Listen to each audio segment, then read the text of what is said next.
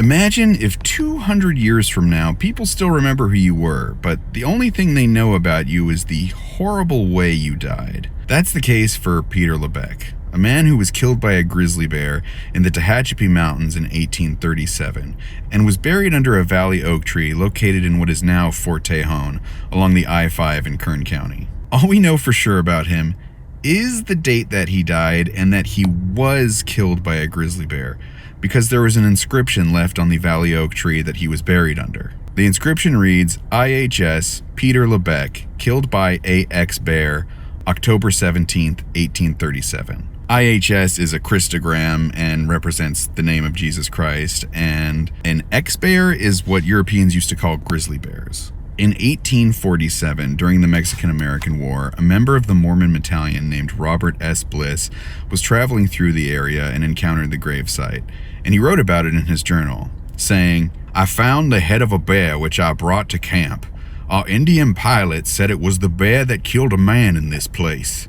While I was riding, one of our boys said there was a grave within a few rods of our camp.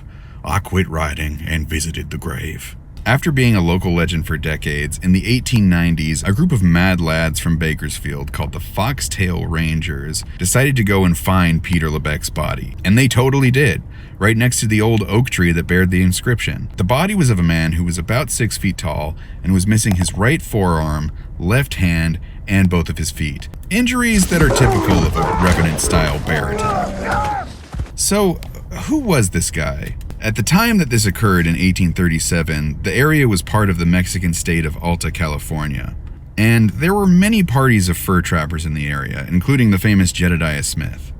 The inscription on his grave was in English, meaning he probably worked for the English-speaking Hudson Bay Company, which had recently been given permission by the Mexican governor of California, Juan B. Alvarado, to hunt in the San Joaquin Valley. And since most of the actual trapping that was done in these parties was done by French Canadians, we can probably assume that he was a French Canadian as well. We'll never know for sure, but if you're curious, you can check out his grave at Fort Tejon State Historic Park, which is open sunrise to sunset year-round, and the Visitor Center is open 9 a.m. to 4 p.m. Tuesdays through Saturdays.